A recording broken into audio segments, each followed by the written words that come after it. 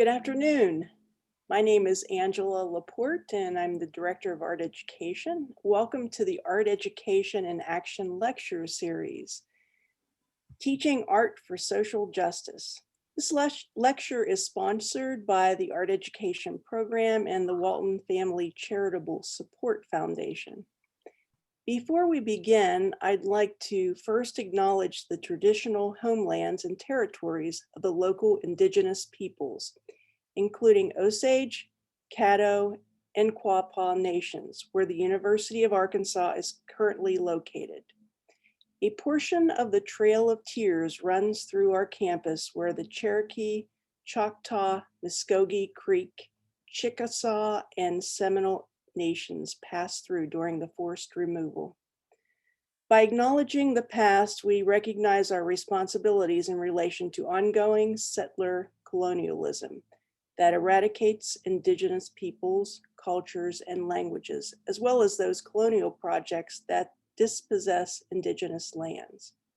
This statement is an invitation to recognize Indigenous presence now in our communities and to reckon possible ways to support Indigenous survivance.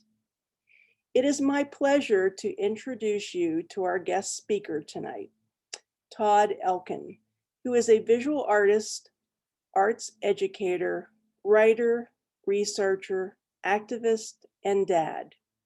He earned a BFA in Interdisciplinary Studies from the San Francisco Art Institute, a teaching credential at Cal State East Bay, and a master's in education from the Harvard Graduate School of Education in the Arts in Education program. In addition to his work as a full-time visual art teacher and a fine arts department chair at Washington High School in Fremont, California, Elkin is a mentor teacher in the Art 21 Educators Program and was a senior faculty member and instructor in the Alameda County Office of Education's Integrated Learning Specialist Program.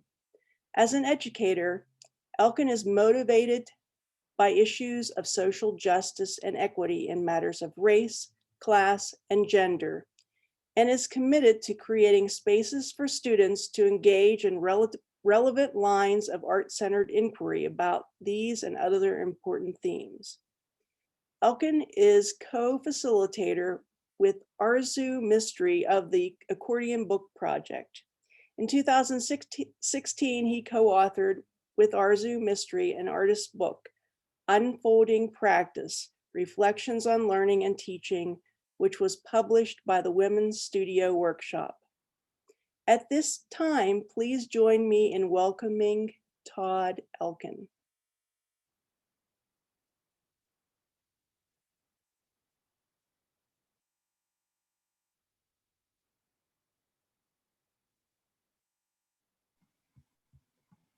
Was I muted? Yes, you're on mute. Okay. Thank you so much for inviting me, Professor Laporte. I'm really happy to be here. And I want to start things off by connecting with you all directly about this idea of social justice education.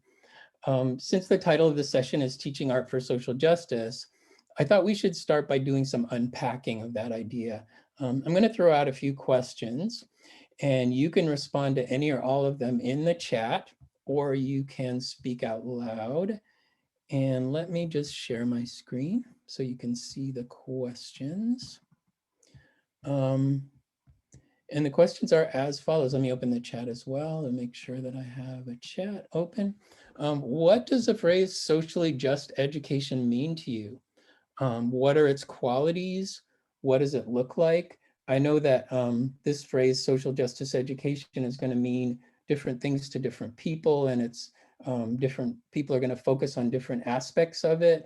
But I would love to hear from you all, from all of the participants, about what the phrase means to you, and what are its qualities, and what does it look like when you see it. And you can type in the chat, or you can simply talk out loud if you want to.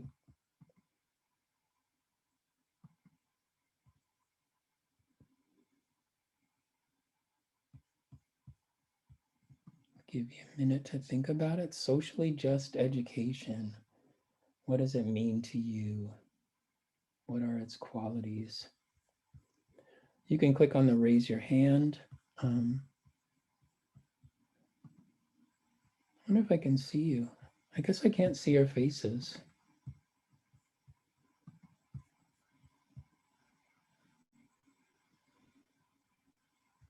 And this also goes for Professor Laporte and the School of Art. If anyone else wants to answer what you think about these questions, anybody can answer.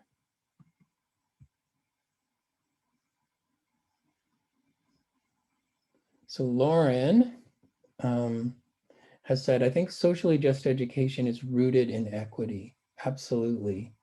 Absolutely. Thank you for that. Other thoughts? What does it look like when you see it?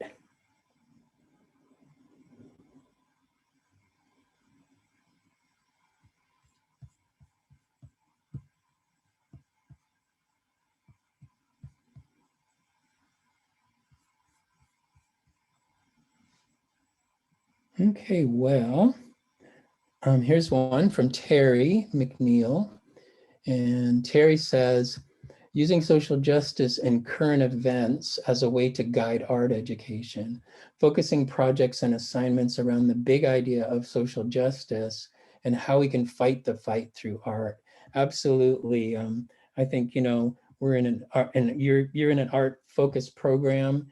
And I think that we can probably all agree that the arts are a powerful way of connecting with a lot of these ideas. Angela says, Professor Laporte says, equity across differences.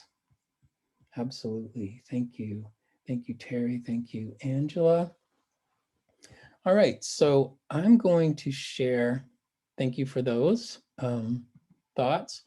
I'm going to share the agenda for what we're going to be doing in this session.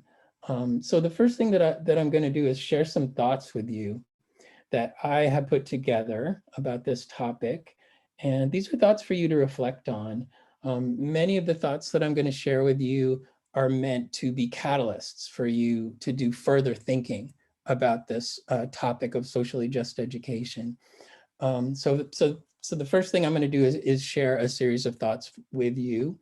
And then the second thing that I'm going to do is share an example of curriculum with you, a picture from my practice, from my classroom. And then throughout my presentation, I really want to encourage you to feel free to jump into the chat or raise your hand and use your microphones to ask questions. I really would love it if this could be more of a conversation and less of a lecture. Okay, so I want to start out. Rachel Maddow, who is somebody who I admire a lot, has something that she says all the time, a kind of a catchphrase that she says all the time, which is watch what they do, watch what they do, not just what they say.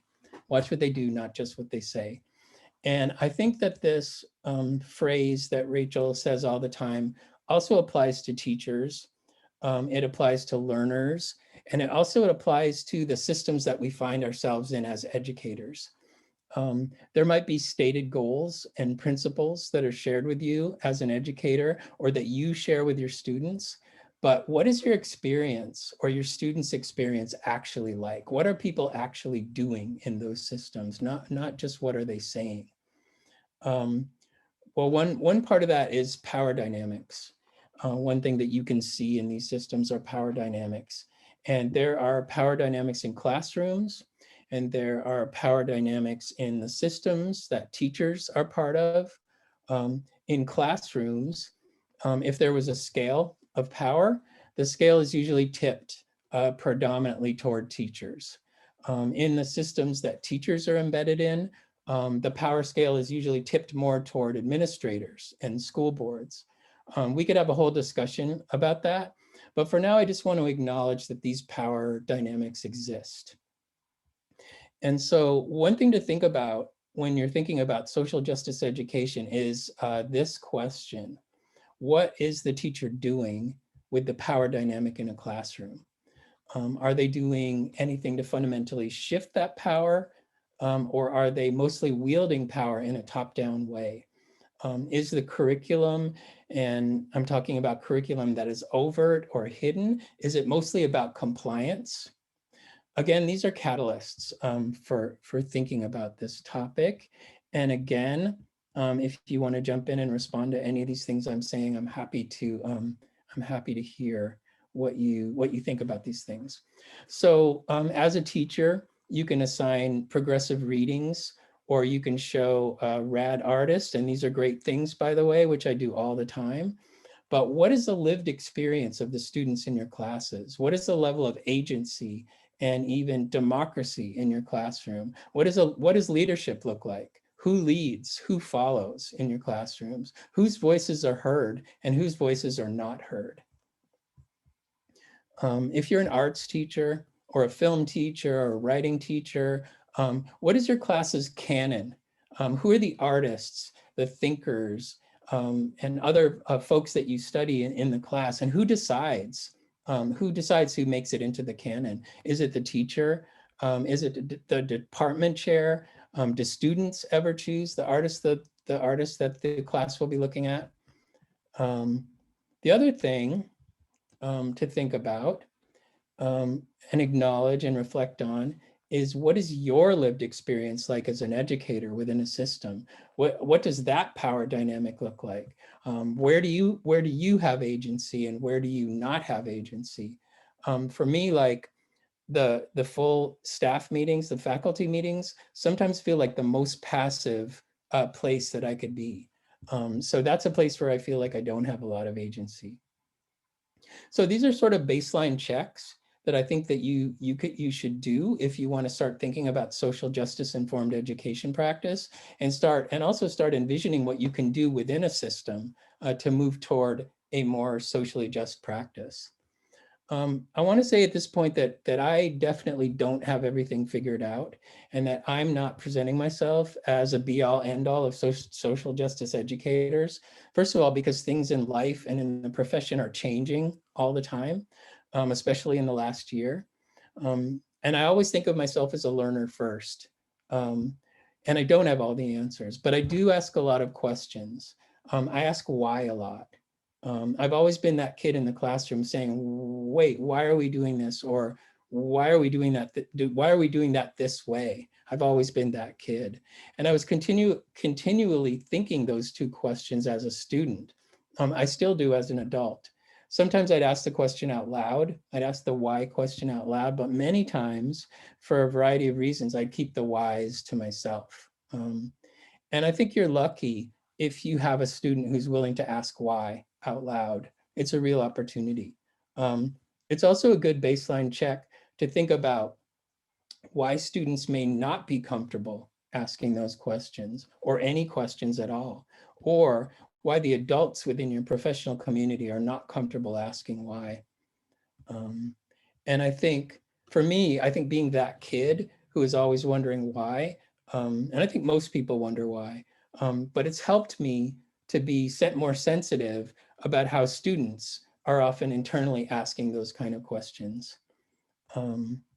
And then one place to have an insight into the power dynamics your students experience in your classroom, or into the power dynamics you experience as an educator or worker in a system, is to ask yourself, what happens when someone does ask why? What happens? Is there dialogue that follows? Or are you shut down in one way or another when people ask why? Also, another good baseline check is to think about who's doing the teaching at any given moment. Are you, as a teacher, open to your students teaching you and each other? Or is your educational system open to sharing leadership in this way? So another thing to think about is how teachers have disciplinary expertise. So many of you are art students, and you've been passionate and studying art all through your years in school. and you've built up by this point, and you're in an art college, at this point, you've built up a lot of disciplinary expertise. Um, and when you become a teacher, you'll be bringing this expertise into the classroom, right? But I think you need to be careful about how you bring that expertise into the classroom. Is your expertise presented as a definitive way of knowing, or is it presented as just one way among many ways of knowing? Also, is the expertise used as a lens to ask students questions that will help advance their own thinking at strategic moments? Or is it being used to maybe unintentionally preempt their thinking and explorations? There's actually something that happened just today that made me think about that. I had a former student who graduated a couple years ago and she's already finished her undergrad in 3 years. And she is now applying to be an art teacher. And she asked me if she could come in and observe my class. And I said, why don't you come in and actually do something with the students? Why don't you either do a presentation or run a dialogue or have, do something with them rather than just observe me? So what she did was, and the way that I thought about this is probably how she's been taught so far in college. And because what she did was she presented some images from art history, and she basically lectured for about 30 or 40 minutes about these images. And there were a few students that were, chiming in the chat because they're sort of used to doing that. We've all learned to talk in the chat over the course of the last year, but mostly it was my student, and her presentation was very impressive. Like she clearly built up a lot of disciplinary expertise about these artworks, but she wasn't providing a space for anyone else to really say or think anything. And I felt like she really, in a way, unintentionally was preempting the other students in having their own thoughts about these artworks. So that's a real example of what not to do with your disciplinary expertise, which leads me to talk about something that I try to be aware of. There's a guy named Dennis Atkinson, and this is a great book if you're looking for a book about education and contemporary art. This is a great one. It's part of the series Whitechapel Gallery, MIT, I think also puts it out, Documents of Contemporary Art. And this one's about education. There's a whole series and they're all on different themes.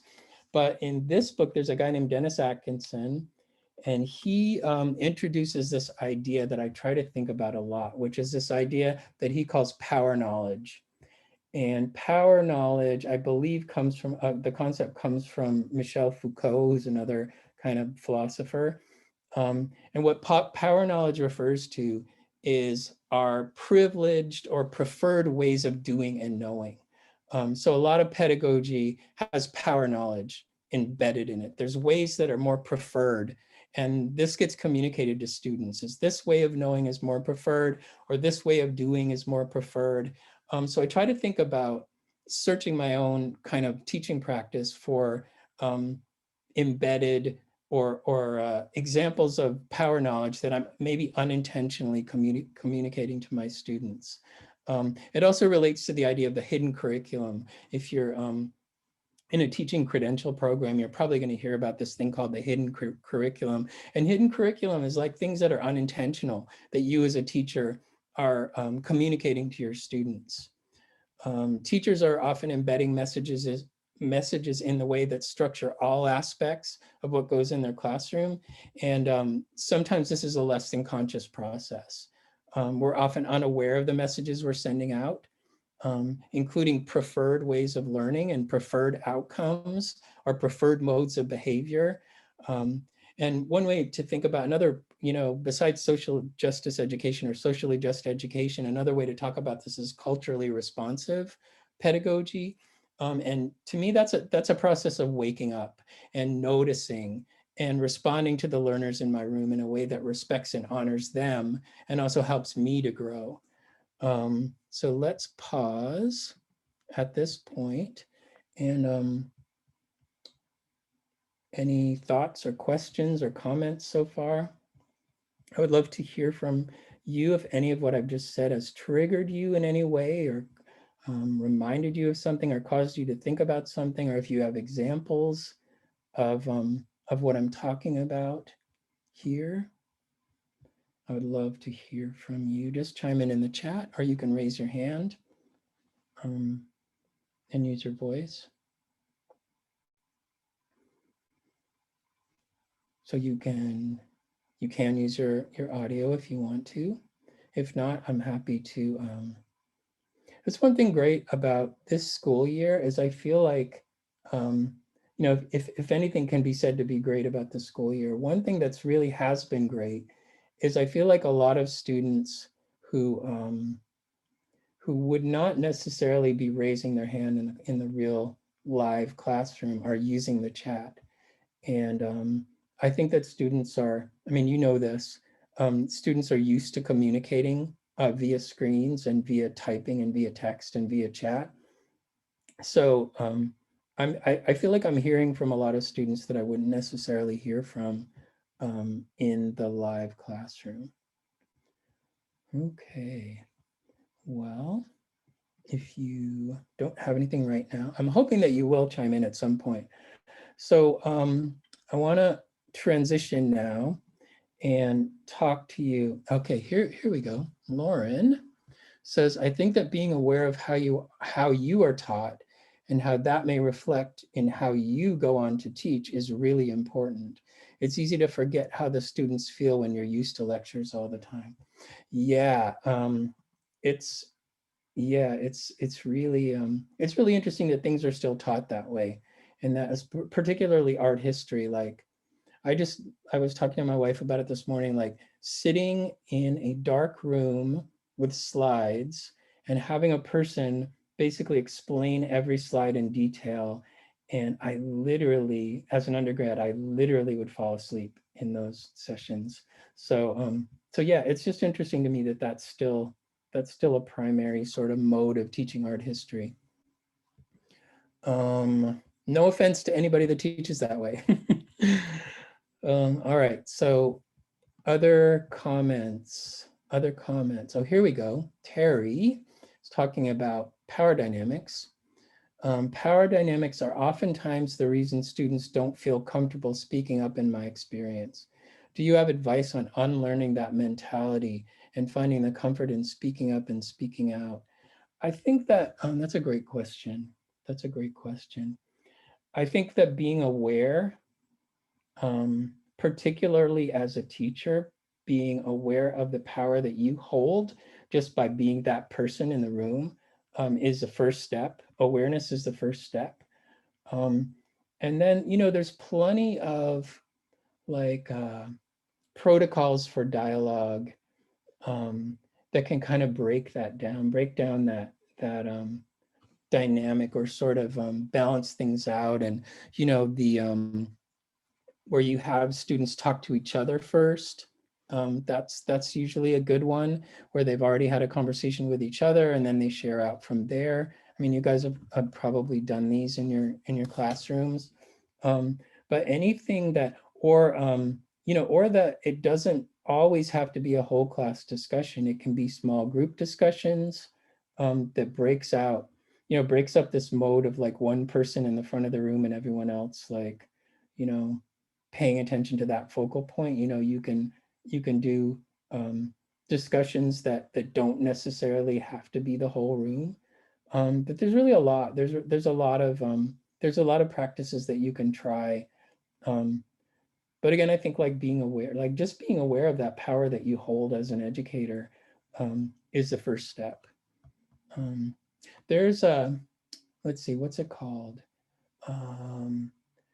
Like the National School Reform Faculty.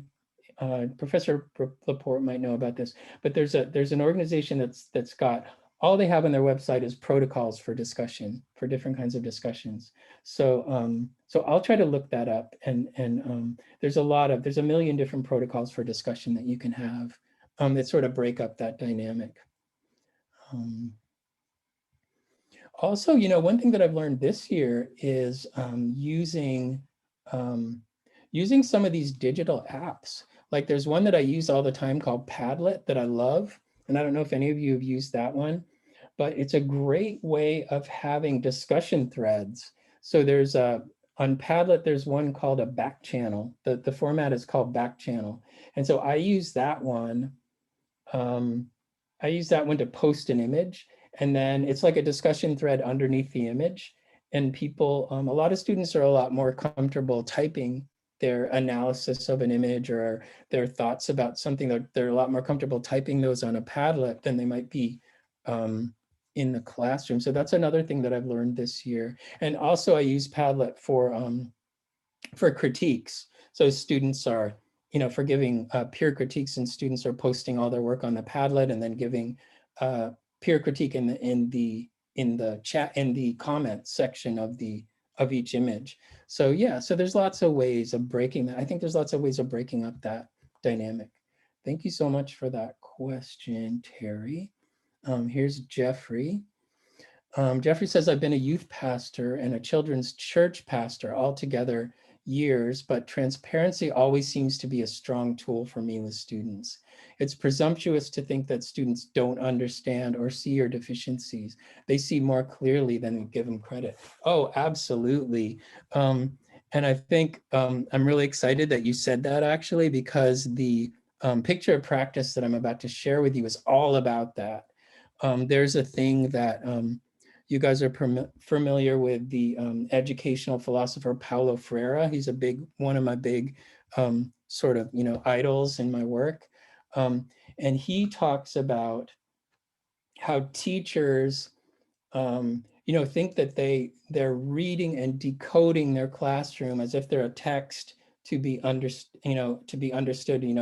Teachers are always analyzing students in that way, but as you said, students are doing the same thing all the time with teachers. Students are analyzing our every move and seeing what our blind spots are and seeing the ways that we are presenting as preferred ways of, learning. And so the problem is there's usually not a space for students to share their observations.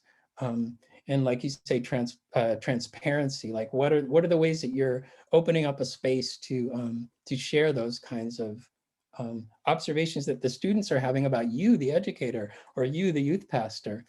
So I'm really super glad that you brought that up. That's a great segue into the picture practice that I'm going to share with you. So anybody else before we transition into this next part of my presentation? These are, by the way, these are all really, I'm really appreciating these super insightful comments that you're making. Okay, so another thing to think about as an educator, and this maybe doesn't so much have to do with social justice education, but it's the idea of the difference between teaching about something in this kind of teacher-centered way. I'm teaching about contemporary art, or I'm teaching about expressionism. A difference between teaching about something and actually being that something, practicing that something, doing that thing. So there was a guy who was a mentor of mine in grad school named Dave Perkins, who talked about this concept of about-itis. The teachers have this disease called about-itis, where they're just talking about something and you're not actually doing the thing. You're not actually doing the thing. Let me just check the chat. Okay, so the example of curriculum that I'm going to share with you right now, or in a minute, is one in which I tried to create a space where students were actually being contemporary artists. So let's look at that. I'm going to share my screen. Let's see, hold on a second. I want to make sure that I still have the chat going. Hold on. Okay. Okay. All right, so can you see the slideshow? Professor Laporte, yes? Okay. So, all right. So this is a unit of curriculum that I designed. Hold on, actually. I want to get that chat again. I want to open that chat so I can see. And I'm hoping that you will talk to me as you have been as I'm presenting this. So it's not just me talking. At any point you want to chime in, ask a question, ask a clarification, tell me what your thoughts are about any of the things I'm about to present. I'm super excited to hear from you. Okay, so let me do this full screen. All right, so the name of this unit of study that our curriculum is Assessment as Dialogue.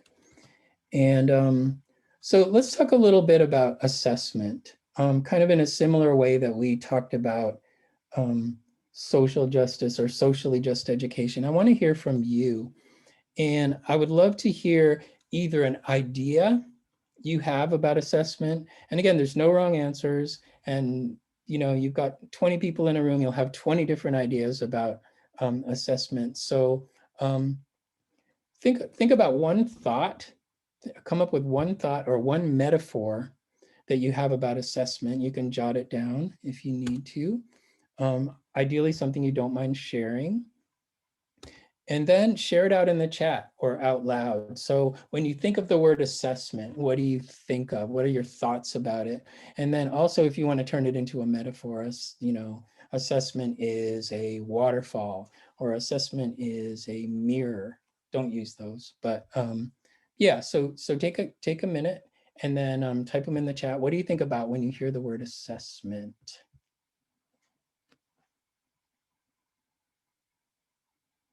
So Professor Laporte says reflection. Absolutely. What else? School of Art says evaluation. It's a little bit different. Think about how those are different. Reflection and evaluation. Evaluation seems to have the word value embedded in it. Addison used the word rubric. So that's definitely one thing that probably a lot of teachers think of when they think about assessment. What else? What are some of the other things? Gritty says, I hope I'm saying your name right. Assessment is connecting to the frameworks. Absolutely. There's lots of different frameworks that you might have. You might have state standards. You might have the studio thinking framework. You might have making learning visible framework. You might have benchmarks. So how do you connect to those benchmarks or standards or frameworks? Elise thinks of assessment and says, meeting you where you are. Absolutely, absolutely. Lauren says, the part of me that has taken standardized tests for better part of 21 years wants to say it feels like judgment. Absolutely. But the optimistic side of me wants to say it feels like a survey. Absolutely. Yeah, so it's interesting that you're starting to think critically, or many of you probably already have been thinking critically about assessment and how it's been one way for you, and maybe you're getting glimpses of the possibility that could be another way. Jeffrey says assessment is a measurement. Absolutely, that's definitely one way of thinking of it. Great, that's awesome. These are all great. So one interesting thing to note when sometimes it's instructive to go into the root of words to kind of like think about what they have meant and what they might mean now. And it's interesting to note that the root of the word assessment means to sit beside. And I always like to think about that one when I'm thinking about assessment, and in what ways are the assessments that I'm designing allowing me to sit beside my students. Okay, so I want to talk about this project that's called Assessment as Dialogue, and I want to tell you some of the catalysts for it, some of the initial ideas that I had and in my process of coming up with this curriculum. So the first one was is my desire to open up this one-way lens of assessment. And what I mean by that is um, kind of similar to what the person was commenting before about how students are observing the teacher and the teachers observing the students. You know, 9 times out of 10, when you think about assessment in a classroom, it travels in one direction. It travels from teacher to student. The teacher is assessing the student. So I was thinking, in a similar way that we talked about power dynamics earlier, I wanted to think of ways that I could open up this one-way lens of assessment in such a way that it travels in both directions, from teacher to student and from student to teacher. The other thing that I wanted to try to do with this project was I wanted to think about my students as contemporary art practitioners, sort of like I was saying before, not learning about contemporary art, but actually being a contemporary artist. That was another catalyst. This is a great one, Olivia Goody, who you may have heard of. She's very active in the NAEA and a very sort of prominent sort of thinker about progressive arts education. She gave a lecture in 2014 called the Skeptical Assessment Society, and you should look it up because you can find it. You can find it on the internet pretty easily, the transcript of the talk. Skeptical Assessment Society. And one thing that she said really stood out to me, which was that there's little or no student voice in the literature of assessment. So that just really, it's like, already having this idea about opening up the one-way lens of assessment, she was like speaking my language, and I really perked up when she said that. Also, I mentioned Paulo Freire. Teachers as Cultural Workers is the book. And in one of the chapters, he talks about teachers decoding students like a text. When you meet a new group of students, you're like trying, as a teacher, you're trying to decode them, figure out who they are, and reading them like a text. But at the same time, students are observing the gestures and language and behavior of teachers. But there's no space for students to share what they're understanding about the teacher or what they're learning about the teacher. There's usually not a space for that in a traditional classroom. So the final thing that kind of fell into place was really a catalyst for this project was I got invited from a Bay Area artist named Brett Cook, who's a socially engaged social practice artist in the Bay Area, invited me and a few other educators to participate in an exhibit at a museum, which is called the Yerba Buena Center for the Arts in San Francisco. If you've ever been to San Francisco, it's a really great contemporary art museum. And so we got invited to be part of the Bay Area Now exhibit at that museum. And so that was like, okay, now we really have to pull all these things together, all these sort of ideas together. So usually when I'm designing curriculum, and you guys might do this too, I do some concept mapping. And if you are a student in one of my classes, you'll probably do concept mapping as well. It's a great way of going down the rabbit hole with an idea. In this case, I had sort of the title in my mind, Assessment as Dialogue, and I sort of went down the rabbit hole with that and tried to think of all the different, avenues that we could explore with this curriculum.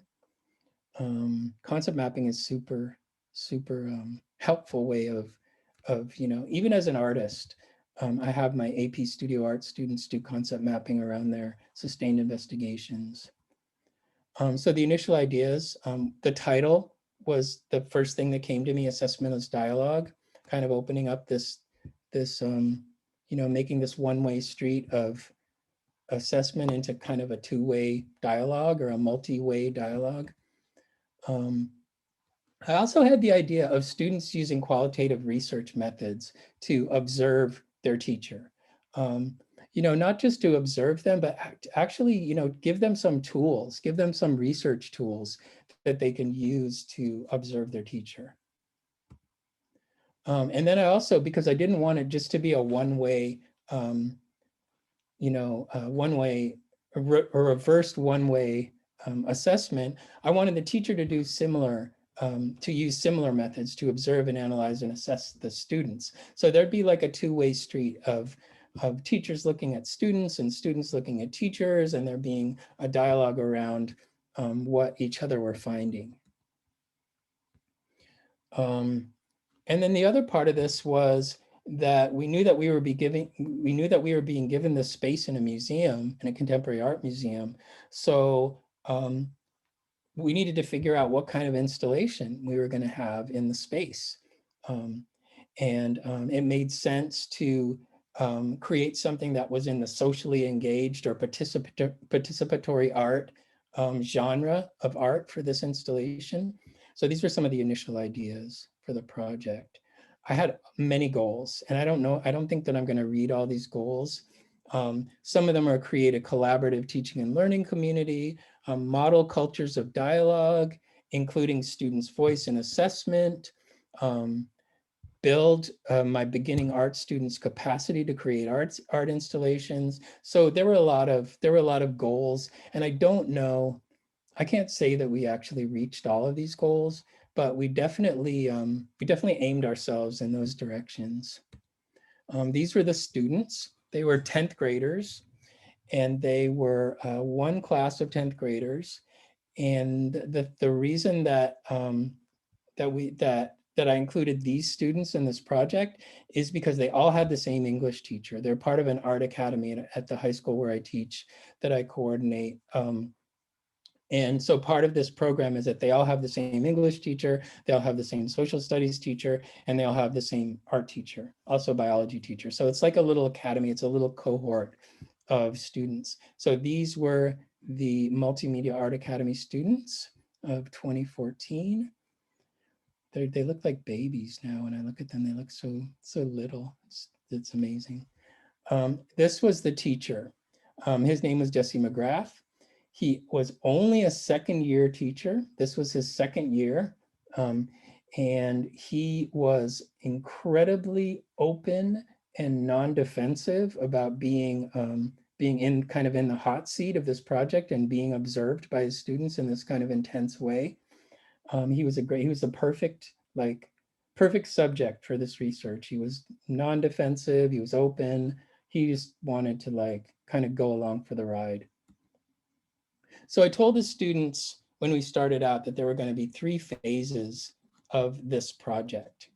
The first one was about observation. And I told the students that basically you're going to be closely observing your teacher. And that's going to be the first part of it. We're also going to talk about criteria, because if you're going to do assessment, you have to have some criteria. We're going to talk about criteria for qualities of a good teacher and qualities of a good classroom. I was also going to have them do some research into social practice art and figure out what it is. And then finally, in the first phase is starting to create this installation. The second phase was analysis. So the idea was to analyze their data, analyze the observations that they've been making of this teacher, design some research questions, and then get into a dialogue with Mr. McGrath about the things that they've been observing and the research questions that they've been developing, and just kind of start to hash it out with him. The third phase was and this came at the very end, was we had a big community roundtable at the museum. And so everybody was invited. We had teachers from other schools. We had people that had just wandered into the museum on that day. We had many of the students showed up that day, and many of their friends showed up, and we just had this big circle of chairs, and we just talked about assessment as dialogue. So those are the 3 phases of the project. So observing, for the observation part of the process. And by the way, the chat is open, people, if you want to chime in at any point. I'm just reminding you. So this observation part, the students had accordion books, and while they were in English class, they were making observations about Mr. McGrath, and they were writing down things about him. And then they were coming, so those are their accordion books on the left. And then they were coming to my class, and they were on these little rectangular pieces of paper. They were posting them in the back of the room. They were posting their observations, and I called them tweets because I said they could only be a certain amount of characters. I don't know why I put those parameters on it. I think like a lot of students were starting to have Twitter. So they were observations and there were quotes from Mr. McGrath, and we were posting them in the back of the room, and we were starting to organize them into categories. Subjective observations, objective facts, different things like that. We're starting to organize the students' observations. So this is actually a slide from one of my students. At a certain point, I presented this project with one of the students. I wish she could be here today, but she's out in the world somewhere. But this is a slide that she made, and she talked about the first observations that the students made of Mr. McGrath. And she described it as, it was like working with the layers of an onion. We started with outside observations and then worked our way in. You can see that, initially there were a lot of observations about his beard and how like magnificent his beard was and how beautiful his giant beard was. And then as they, continued to kind of take off the layers of the onion, they started to really notice his teaching. And one of the observations was he tricks us into critical thinking. So I love that the student used that metaphor of working with the layers of an onion in these observations. They got deeper and deeper. So here's a whole bunch of the observations posted in the back of the classroom. You can see he's very relaxed. He has fabulous music taste. He has a fluffy beard. He likes to relate to students and make them feel like they can participate. So, any and all kind of observations. They also found out that Mr. McGrath had failed English as a high school student. So that was something that he revealed to them at a certain point, and and this was like a great topic of discussion. It actually became part of their research question about the fact that he failed English, and why, given the fact that he'd failed English as a high school student, why does he want to be a high school teacher? What made him want to be a high school teacher, English teacher? And that actually was one of their research questions.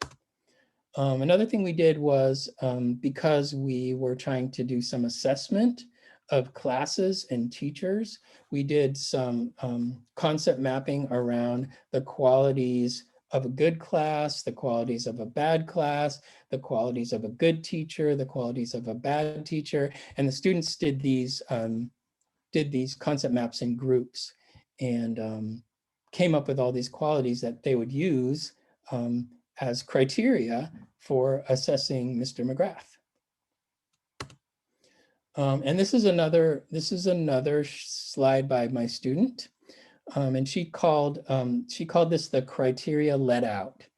And she said, concept mapping, letting stuff that we all know and witness in classroom, good and bad, out into the open. So again, this is sort of goes back to what the participant was saying before about this is things that students all know, but they don't get a chance to let it out into the open.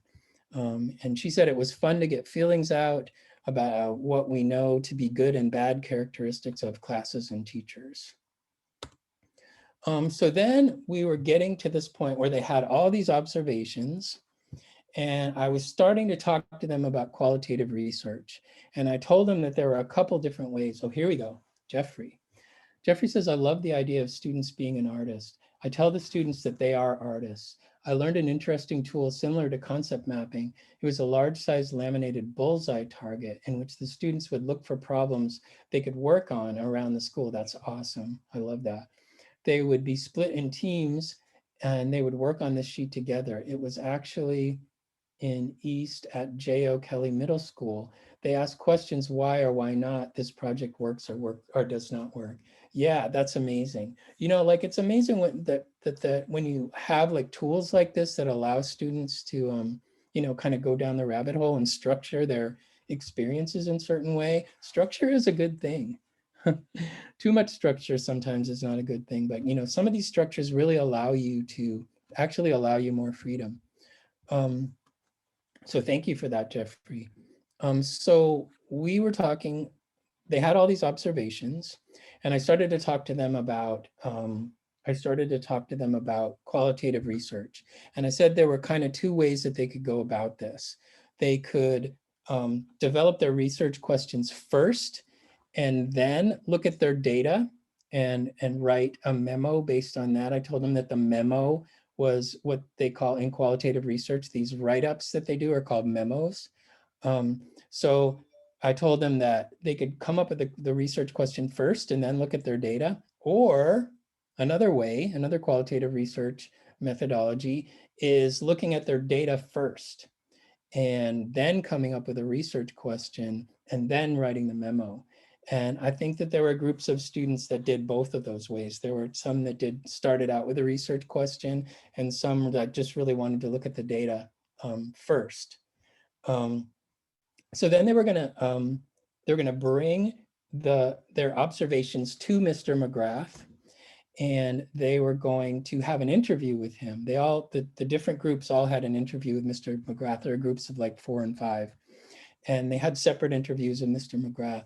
And the interviews, the idea of the interviews is to provide them with some context about their observations. So Mr. McGrath would tell them, would hopefully fill in some of the context about why, some of these things that they were observing in him, why these things are happening or what the context was with them. So that was the purpose of the interview. I also had them do research, since this was an example of social practice or socially engaged art practice or relational art practice. There's many different names for it. I had them go out and do some research about those kinds of art. I didn't lecture them about what social practice art is.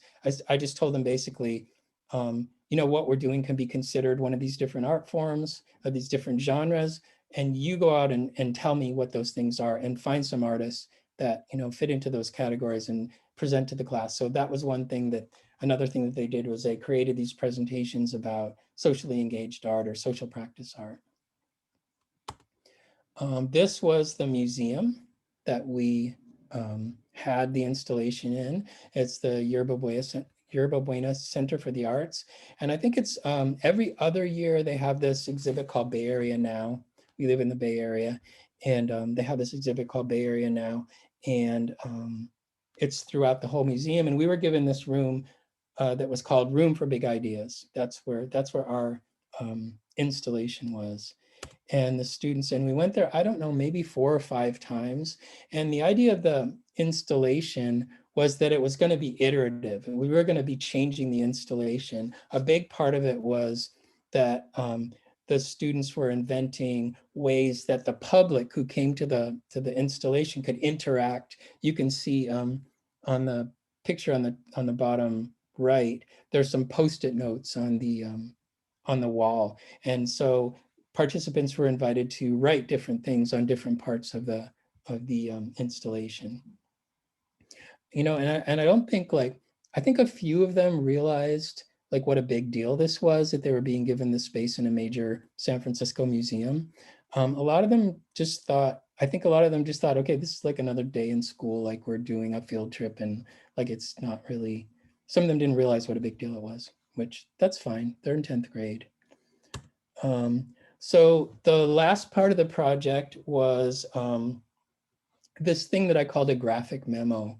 And the graphic memo, since we're in an art class, was a way for them to write up their findings.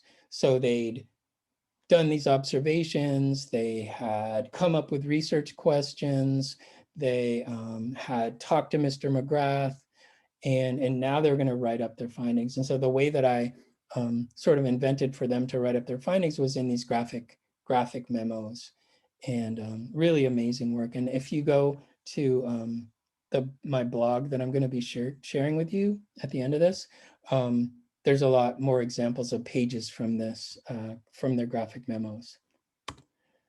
Here is a quote from a student's graphic memo.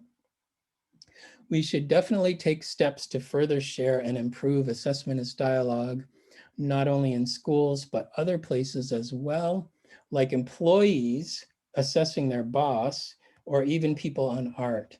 We often view many ideas, people, places, and objects, but we often don't stop to think about the things we are seeing or how we feel about them. I think if everyone took something from this project, it would be that it's okay to not follow the standard. We are allowed our own opinions and thoughts, and they shouldn't be limited by the rules we place on society and humans. And there were actually a lot of reflections that sort of had that, kind of, wow, we can take this and we can use this in other ways. There were a lot of students that kind of thought that way. And this was one of the students decided to put that on the wall, and I thought it was incredibly moving. This idea of assessment as a gift, something that teachers, it's maybe not the first thing that you think of when you're a teacher or a student, when you think about assessment, that it's a gift. But I thought this was a beautiful thought from a student. All right. Let's talk about it a little bit. I know that we're, actually, how are we doing on time? Do we have to end like right now, or how is this working? We should be okay. Okay, Oh, so at let's, least like 10 go minutes. ahead. Okay, great. So let's talk a little bit, and then I'll share some contact information with you if you want to follow up with me. That's great, but questions, comments, thoughts?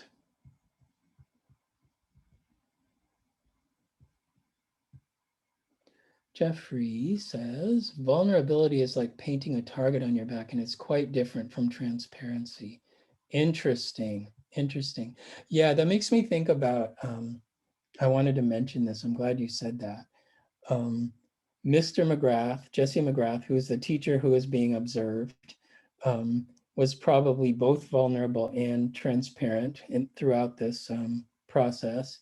And at one point, so the word got out in the campus, in the high school where I teach, this large public high school in the suburbs in the Bay Area. The word got out that Jesse was being observed by the students and that there was a project around it. And one of the other teachers came up to Jesse and said, what is that like? What is it like being observed like so intensely by your students like that? And Jesse said, you're being observed too. It's just that they're not talking about it. It's just not, there's no space for them to talk about it. So I thought that was a great, also speaks to some of the comments that have been made earlier. Other comments or questions? I'm going to put up my info. So maybe I should put these in the chat. Let's see. The thing on the top is my blog, which I have not written anything on that blog in quite a while. But doing this today has made me think that I really should get back to writing on the blog. There's several pieces. Oh, I forgot, when you're sharing the screen, you can't paste in the blog. A little Zoom. I don't know why Zoom doesn't fix that. So that's my blog in the chat, the Permeability Now. There's my Twitter. I also have Instagram. I also have a class Instagram. And then I also have an email that I'm going to give you.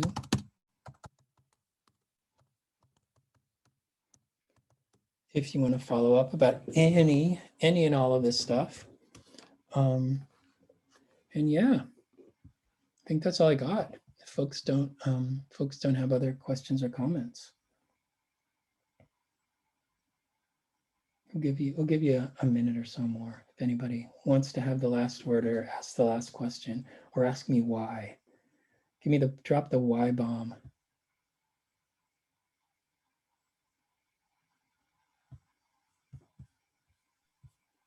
So I'll ask why. The work that you just shared, what inspired that? What inspired you to do something like that with your students? Yeah, I think You know, a lot of it has to do with something, you know, I think about a lot, which is that power dynamic and how, you know, how things travel in one direction, how assessment travels in one direction traditionally, and how, you know, like the participant, I'm sorry, I'm forgetting your name, the youth pastor mentioned before, is students are observing teachers all the time. And, you know, usually there's no space for that. There's no space for the students to say, like, this is what I'm seeing. It seems like you're doing this a lot. Why are you doing it that way? You know, or what makes you say that, or what makes you do that? Usually those kind of questions, there's not, because of the power dynamic, there's not a lot of space for those.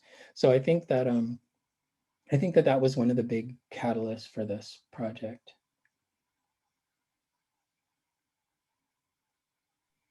Thank you. You're Any welcome. other questions?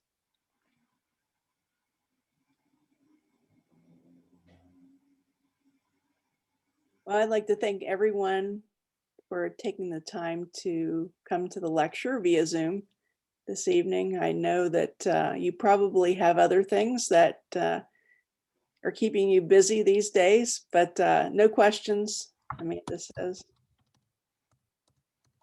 But you will be able to access the video on the School of Art webpage.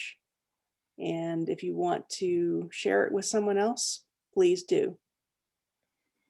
And feel free to reach out to me if there's any part of this that you would like to know more about. I mean, there's a lot more about this project that you know, this is sort of the abbreviated version, or any of the other kind of, you know, ideas I threw out there to you. I'm happy to dialogue with any and all of you. Thank you so much. You're welcome.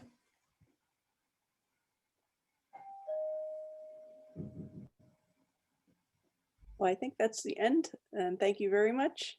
And we will see you next time. Yeah, invite me back anytime. Happy to come back.